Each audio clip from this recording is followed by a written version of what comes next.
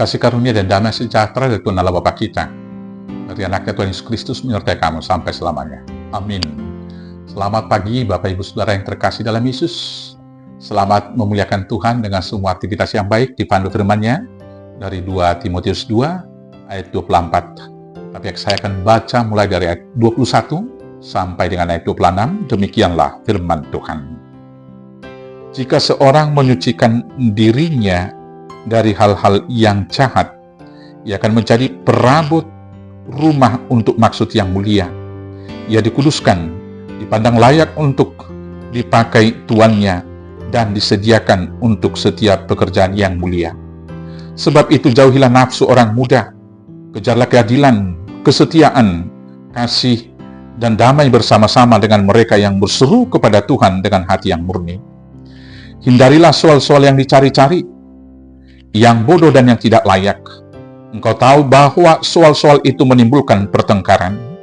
Sedangkan seorang hamba Tuhan tidak boleh bertengkar, tetapi harus ramah terhadap semua orang.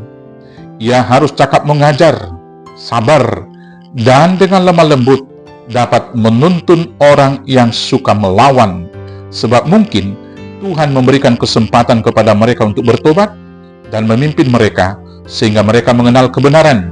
Dan dengan demikian, mereka menjadi sadar kembali karena terlepas dari jerat iblis yang telah mengikat mereka pada kehendaknya. Demikianlah firman Tuhan. Bapak Ibu Saudaraku yang terkasih dalam Yesus Kristus, setiap pelayan, setiap orang-orang yang mengabarkan Injil, setiap orang-orang yang bersaksi senantiasa diperhadapkan dengan tantangan. Timotius pada masa mudanya juga diperhadapkan dengan tantangan tersebut. Bahkan ada juga tantangan itu dari pengajar-pengajar palsu yang menyusup di tengah-tengah kehidupan berjemaat pada waktu itu, yang memberikan dan mengabarkan kabar-kabar yang terbalik dengan pemberitaan Injil itu. Dalam perikop ini ada Filetus dan juga Himeneus yang mengacau balaukan persekutuan di tengah jemaat dengan perdebatan-perdebatan yang tidak perlu, pertengkaran-pertengkaran, kritikan-kritikan yang tajam juga kepada Timotius. Demikian juga pada era kemajuan ilmu dan teknologi informatika saat ini. Semakin banyak saja di media-media sosial kita melihat ada orang yang memberikan pendapat, memberikan tanggapan, memberikan ungkapan-ungkapan perasaan, dan tidak sedikit yang memberikan kritikan, hujatan, bahkan cacian kepada para pelayan-pelayan. Bapak Ibu, di sini kita ditantang, orang-orang percaya, bahkan juga para pelayan-pelayan yang ditahbiskan di gereja, ditantang bagaimana menghadapi persoalan tersebut. Tidak sedikit dari orang-orang percaya, dari para pelayan-pelayan yang jatuh dan kemudian ikut sama dengan mereka. Dan selanjutnya ikut berdebat dan bertengkar di media sosial tersebut. Dan dia lupa bahwa dia adalah pekerja dan juga alat yang disucikan oleh Tuhan. Kemudian dia tidak ingat akan ayat 21 yang mengatakan, jika seorang menyucikan dirinya dari hal-hal yang jahat, ia akan menjadi perobat rumah untuk maksud yang mulia.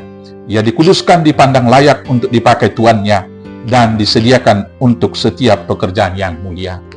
Karena ikut reaktif, menjawab, bahkan ikut juga mencaci dari postingan, konten-konten yang mengkritisi, bahkan mencaci pelayanan-pelayanan orang percaya, maka tanpa disadari ada 1-2 orang percaya dan bahkan pelayan kemudian yang menajiskan diri dengan ikut mencaci dan mengkritik. Hari ini kita mau diingatkan oleh firman Tuhan yang diberikan Paulus kepada Timotius, supaya kita jangan ikut terjebak di dalamnya. Bapak Ibu Saudaraku, secara khusus dalam kehidupan beragama saat ini, bila kita menghadapi cacian dan kritik-kritik yang demikian, maka bagaimana kita menghadapi situasi tersebut? Kita diajarkan oleh firman Tuhan yang pertama sekali, jangan kita ikut bersilat lidah.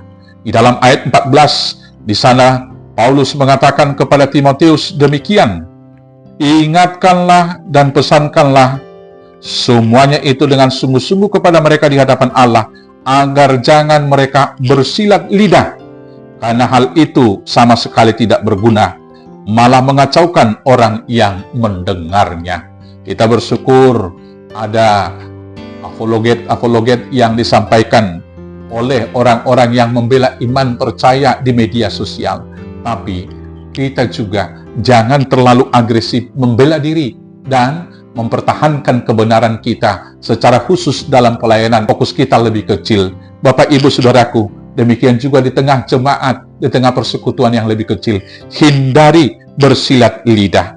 Yang kemudian hindari omong kosong yang tidak suci dan yang menambah kefasikan di ayat 16. Jangan posting ujaran-ujaran kebencian, hoax, dan lain sebagainya. Kemudian hindari juga soal-soal yang dicari-cari, yang bodoh dan tidak layak, karena hal itu menimbulkan pertikaian. Jangan ikut berdebat yang tidak berguna dalam kehidupan persekutuan kita. Tetapi marilah kita lakukan yang pertama, menguasai diri agar layak di hadapan Allah sebagai pekerja yang tidak usah malu, yang berterus terang memberitakan perkataan kebenaran.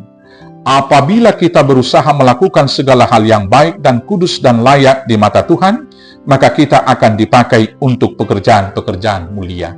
Tugas seorang hamba menjaga kekudusan yang telah kita terima di dalam kematian dan kebangkitan Tuhan Yesus. Yang kedua, kita harus menghindari atau menjauhi semua nafsu orang-orang muda.